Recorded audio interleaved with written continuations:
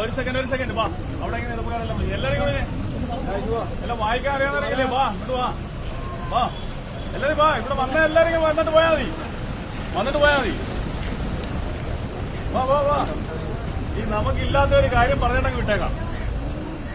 ഈ നമുക്കൊന്നും ഇല്ലാത്തൊരു കാര്യം എന്താ പറയുക, ഒരു കാര്യം ചെയ്യരുതെന്ന് പറഞ്ഞാൽ അത് ചെയ്യും. അതെല്ലാവർക്കും ഉള്ളതാണ്. ചെയ്യരുതെന്ന് പറഞ്ഞാൽ ചെയ്യുക അല്ലേ? നമ്മളെ എല്ലാ കാര്യങ്ങളും ലംഘിക്കാനാണ് എല്ലാവർക്കും താല്പര്യം. നിയമങ്ങൾ അനുസരിക്കാൻ ആർക്കും ബാധകമല്ല, പക്ഷെ എല്ലാവർക്കും ലംഘിക്കാനാണ്. ഇത് ഒരൊറ്റ കാര്യം ഇവിടെ നോക്കിയിട്ട് നിങ്ങൾ ഇവിടെ ഇതൊന്നും നോക്കിയേ, ഇതും കൂടെ ഒന്ന് ശ്രദ്ധിച്ചോ. ഉറക്കാണേല് ഈ നമ്പർ ആരെങ്കിലും കണ്ടിട്ടുണ്ടോ? എല്ലാവരും ഇവിടെ നോക്കിയേ. ഈ നമ്പർ ആരെങ്കിലും ശ്രദ്ധിച്ചിട്ടുണ്ടോ? വേളമക്കുന്നതിലെ ഒന്ന് കേക്ക്. 1930 കേട്ടിട്ടുണ്ടോ? ആരെങ്കിലും കേട്ടിട്ടുണ്ടോ? നമ്മുടെ ചെറുപ്പക്കാരെല്ലാം കേൾക്കണം കേട്ടോ. 1930. ഇതെന്താ പറയാ, സൈബർ ക്രൈം ടോൾ ഫ്രീ നമ്പറാണ്.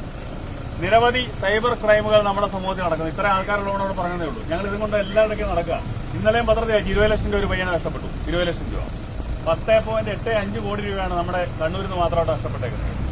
ഈ സൈബർ ക്രൈം ഉണ്ടായിക്കഴിഞ്ഞാൽ ആൾക്കാരെ വിളിക്കേണ്ട നമ്പറാണിത് 1930 ടോൾ ഫ്രീ നമ്പർ. ഇതെന്തിനാ ഇങ്ങനെ എഴുതിക്കൊണ്ട് നടക്കുന്ന അറിയാവോ? ഞങ്ങൾക്ക് തലക്കൂടെ വണ്ടി വിടുന്നുണ്ടല്ല. കാരണം എന്താ, ഇത് നിങ്ങൾ കാണുമ്പോൾ നിങ്ങൾക്ക് പെട്ടെന്ന് ഇത് നിൽക്കും. ഒരാൾ പറഞ്ഞിട്ട് പോയി കഴിഞ്ഞാൽ ശ്രദ്ധിക്കത്തില്ല, പക്ഷെ ഇത് കാണുമ്പോൾ നിങ്ങൾ മനസ്സിലിരിക്കും. 1930 1930 ഈ ടോൾ ഫ്രീ നമ്പറാണ്. ഈ സൈബർ ക്രൈം എന്താണെന്ന് നിങ്ങൾക്ക് അറിയാവോ? ഇതാണ് സൈബർ ക്രൈം. ചുരുക്കി പറഞ്ഞാൽ നിങ്ങൾ ചെയ്യുന്ന എല്ലാ ക്രൈമും, എല്ലാ പ്രവൃത്തികളും സൈബർ ക്രൈമിൽ നിങ്ങളുടെ പൈസ നഷ്ടപ്പെടാനുള്ള പരിപാടി ചെയ്തുകൊണ്ടിരിക്കുക ആൾക്കാർ. ഒന്നാമത് നിങ്ങൾ ശ്രദ്ധിക്കുക, നിങ്ങളുടെ ആധാറും പാൻ കാർഡും ബാങ്കിൽ ലിങ്ക് ചെയ്യണമെന്ന് പറഞ്ഞ് മെസ്സേജ് വരും. വന്നിട്ടുണ്ടോ? എല്ലാവരും ഉണ്ടെങ്കിൽ ഉണ്ടെന്ന് പറയണം. ഉണ്ടോ? ഉണ്ട്. അപ്പൊ നിങ്ങൾ എന്ത് ചെയ്യും? ലിങ്ക് ചെയ്യാൻ വേണ്ടി വിളിക്കുന്നവർക്ക് ഇട്ട് കൊടുക്കണം. നിങ്ങൾ നേരിട്ട് എന്ത് ചെയ്യണം? ബാങ്കിൽ പോകണം.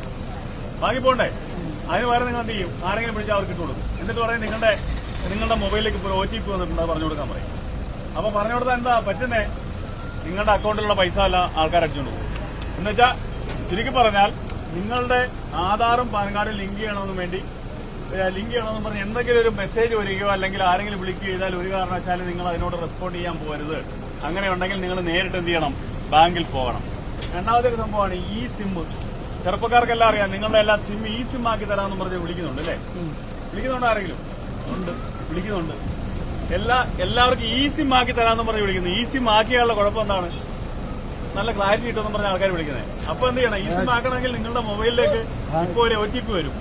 ആ OTP വന്ന് പറഞ്ഞു കൊടുക്കണം. അപ്പൊ പറഞ്ഞു കൊടുത്താലോ? ഈ സിം ആക്കുന്നതിന് വേണ്ടി നിങ്ങളുടെ മൊബൈലിലേക്ക് ഒരു OTP വരും. അത് പറഞ്ഞു കൊടുത്താൽ നിങ്ങളുടെ അക്കൗണ്ട് ഡീറ്റെയിൽസ് മൊത്തം ആരാണോ ചോദിക്കുന്ന അയാൾക്ക്, എന്നുവെച്ചാൽ നിങ്ങളുടെ അക്കൗണ്ട് ഡീറ്റെയിൽസ് ഒരു കാരണവശാലും പറഞ്ഞു കൊടുക്കരുത്.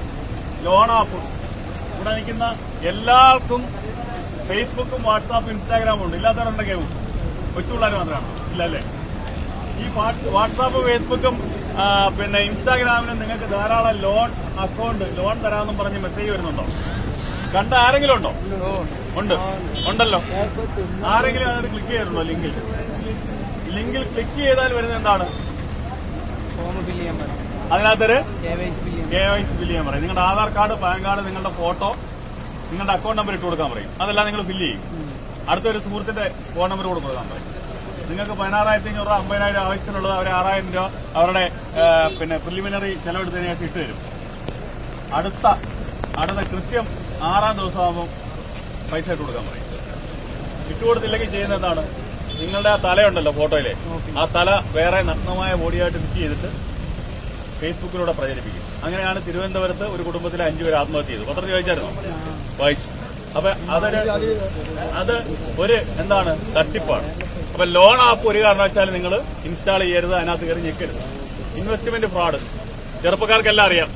ട്രേഡിംഗ് ഇല്ലേ? ട്രേഡിംഗ് നേരത്തെയൊക്കെ ആടും മാഞ്ചിയവും പിന്നെ തേക്കും ഒക്കെ ആയിരുന്നെങ്കിൽ ഇപ്പൊ എന്താണ്? മണി ചെയിൻ തട്ടിപ്പും, സ്വർണ്ണ ബോണ്ട് തട്ടിപ്പും, ഹൈറിച്ച് തട്ടിപ്പും, അതുപോലെ തന്നെ എന്താണ് നമ്മുടെ ഈ ട്രേഡിംഗ്, നമ്മുടെ ബിറ്റ്കോയിൻ തട്ടിപ്പ് പോലെ ഉള്ള തട്ടിപ്പുകളാണ്. ഇതിനകത്തൊക്കെ കയറി അതെല്ലാം ആൾക്കാർ എങ്ങനെയാണ് നമ്മളെ മുതലെടുക്കുന്നത്? നമ്മളെല്ലാം ഗ്രീഡി പീപ്പിളാണ് അല്ലേ? ആർത്തിയുള്ള ആൾക്കാരാണ്. ഒന്നിട്ട് കഴിഞ്ഞാൽ 2 കിട്ടുമെന്ന് പറഞ്ഞാൽ അപ്പം ചാടി വീഴും. വീഴത്തില്ലേ? എല്ലാവരും അങ്ങനെയാണ്. ഒരു കാരണവശാലും ചാടി വീഴരുത്. ഇൻവെസ്റ്റ്മെന്റ് തട്ടിപ്പെന്ന് പറഞ്ഞ് ധാരാളം ആൾക്കാർ വരുന്നുണ്ട്. അടുത്താണ് പാൻ കാർഡ്. നമ്മുടെ പാൻ കാർഡ് ഇഷ്യൂ ഉണ്ടെന്ന് പറഞ്ഞ ആൾക്കാർ വിളിച്ചു കഴിഞ്ഞാൽ ഒരു കാരണവശാലും ചെയ്യരുത്. കാരണം എന്താ? ആധാറും പാൻ കാർഡും നിങ്ങളുടെ ഉണ്ടെങ്കിൽ എനിക്ക് എന്തൊക്കെ അറിയാൻ പറ്റും? നിങ്ങളുടെ എവിടെയൊക്കെ അക്കൗണ്ട് ഉണ്ട്, ഏതൊക്കെ ബാങ്കിൽ അക്കൗണ്ട് ഉണ്ട്, എവിടെയൊക്കെ സ്വത്തുണ്ടെന്നുള്ള കാര്യം അറിയാൻ പറ്റും. ഒരു കാരണവശാലും കൊടുക്കും. അടുത്താണ് ഐഡന്റിറ്റി. നമ്മുടെ ഐഡന്റിറ്റി എന്തോ ഈ പറഞ്ഞ കാര്യങ്ങളൊക്കെയാണ്. ആധാറും പാൻ കാർഡും ലൈസൻസും പാസ്പോർട്ടും എല്ലാം നമ്മുടെ ഐഡന്റിറ്റിയാണ്. നമ്മുടെ ഐഡന്റിറ്റി വേറെ ആൾക്ക് കാഴ്ചവെക്കാൻ നമ്മൾ പറ്റുമോ? നിങ്ങളുടെ നഗ്ന ഫോട്ടോ ആരാക്കി ഇട്ട് കൊടുക്കാൻ പറഞ്ഞാൽ നിങ്ങൾ ഇട്ട് കൊടുക്കും. ഇട്ട് കൊടുക്കുന്നവരുമാരും വണ്ടിമാരാന്ന് പറയുന്നത് ശരിയല്ലേ? പെമ്പിള്ളാരെല്ലാം ഇപ്പൊ സംഭവിക്കുന്നതാണ്. ഇട്ട് കൊടുക്കാൻ പറഞ്ഞാൽ ഇട്ട് കൊടുക്കും.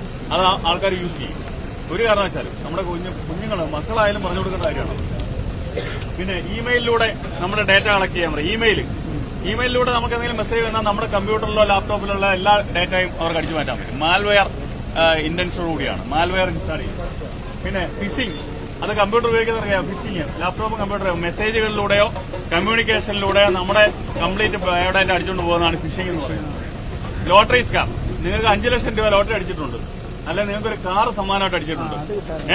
വന്നിട്ടില്ലേ? വന്നിട്ടുണ്ട്. അപ്പൊ അവരെ ഇനിഷ്യൽ പേയ്മെന്റ് ആയിട്ട് 5000 രൂപ ഇട്ട് കൊടുക്കാൻ പറയും. ഇട്ട് കൊടുത്താൽ എന്താണ്?